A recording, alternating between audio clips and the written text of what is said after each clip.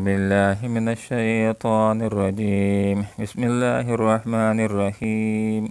ولو شاء ربك لجعل الناس أمة واحدة ولا يزالون مختلفين إلا من رحم ربك ولذلك خلقهم وتمت كلمة ربك لأملأن جهنم من الجنة والناس أجمعين. صدق الله العظيم.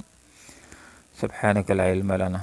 إلا ما علمتنا إنك أنت العليم الحكيم. ولو اور اگر شاید چاہتا رب کا تیرا رب لجعل تو بنا دیتا الناس لوگوں کو امت واحدہ ایک ہی امت ولا یزالون مگر رہیں گے وہ ہمیشہ مختلفین آپس میں اختلاف کرتے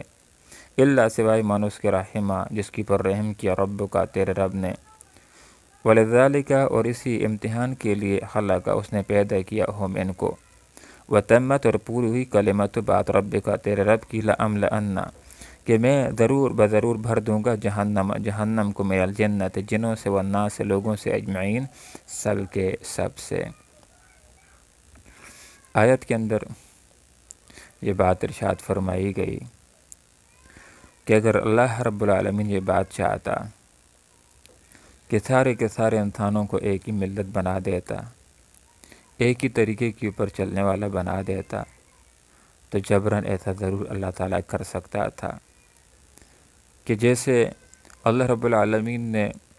سب فرشتوں کو تابعدار بنایا ہے، اسی طرح اگر اللہ تعالیٰ سب انسانوں کو مسلمان بنانا چاہتا تو کوئی انسان فرعون بننے کی جرات نہ کر سکتا،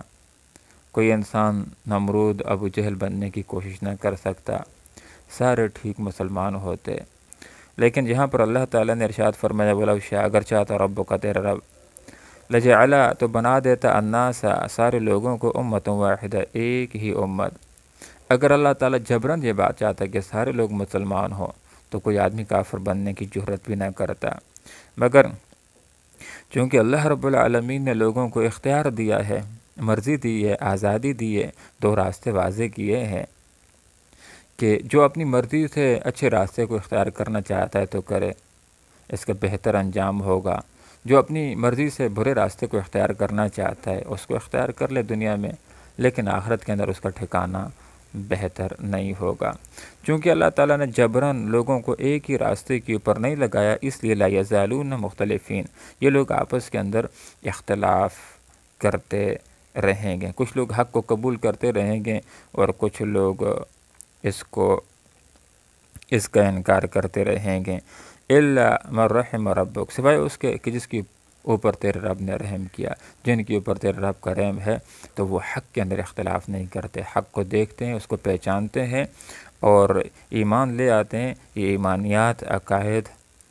توحید کے اندر اختلاف کرنے والے نہیں ہوتے۔ وَلِذَلِكَ خَلَقَهُمْ اسی آزمائش اور اسی امتحان کے لیے اللہ تعالیٰ نے لوگوں کو پیدا کیا ہے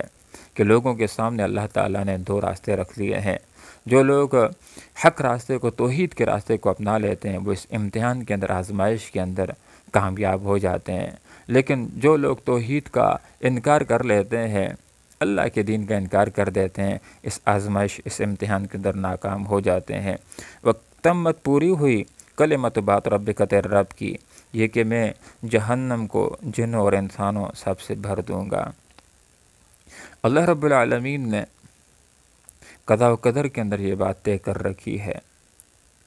کہ کچھ لوگ جنت کے مستحق ہوں گے، ان کو جنت میں داخل کیا جائے گا، اور کچھ لوگ ایسے ہوں گے کہ جو جہنم کے مستحق ہوں گے، ان کو جہنم کے اندر داخل کر دیا جائے گا۔ جنت کو بھی جنوں اور انسانوں سے بھر دیا جائے گا،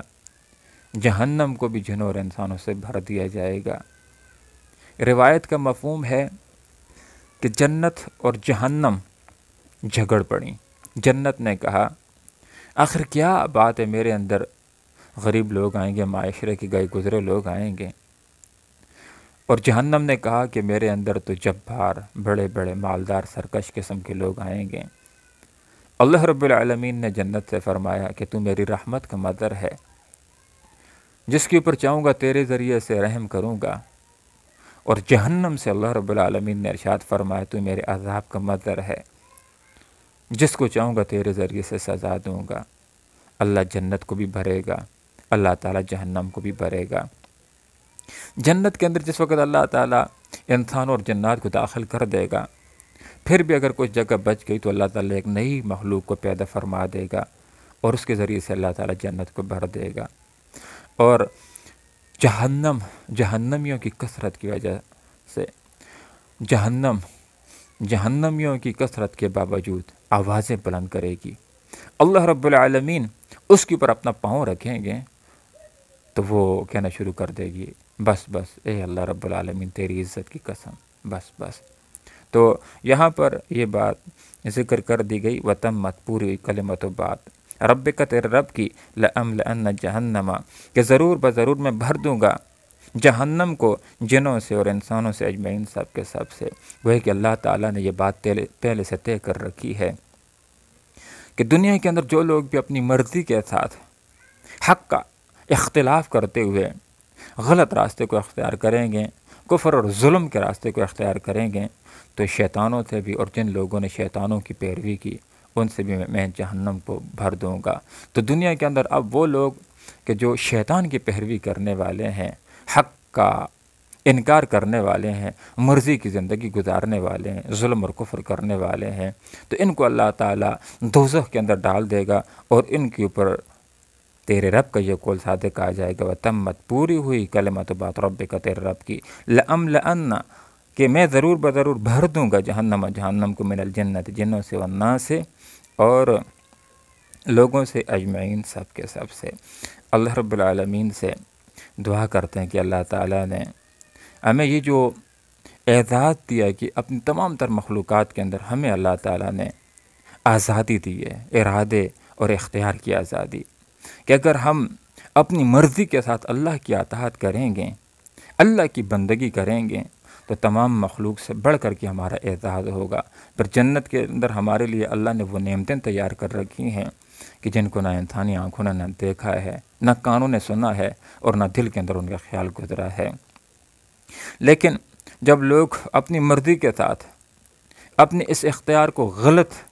استعمال کریں گے، حق کا انکار کر دیں گے اور اپنی مرضی کے ساتھ توحید کا انکار کر دیں گے، کفر اور ظلم کا راستہ اختیار کریں گے، تو پھر ایسے لوگوں کے لیے اللہ تعالیٰ نے وہ سزا تیار کر رکھی ہے جو کسی اور مخلوق کے لیے تیار نہیں کی ہے۔ ظالموں کے لیے، کافروں کے لیے، منافقوں کے لیے، مشرکوں کے لیے آخرت کے اندر اللہ تعالیٰ نے دوزخ کی آگ کو تیار کر رکھا ہے، جو دنیا کی آگ سے 69 گنا زیادہ گرم ہوگی۔ اللہ رب العالمین سے دعا کرتے ہیں کہ اللہ تعالیٰ ہمیں اس بات کی توفیق عطا فرمائے کہ جو ہم نے حق راستہ اختیار کیا ہے، توحید کا راستہ اختیار کیا ہے، موت تک اس کے اوپر اللہ تعالیٰ ہمیں قائم رکھے، آخرت کے اندر ہم سب کو اللہ تعالیٰ جہنم سے نجات دے، جنت کے اندر اکٹھا فرمائے۔ آمین۔ وآخر دعوانا ان الحمد للہ رب العالمین۔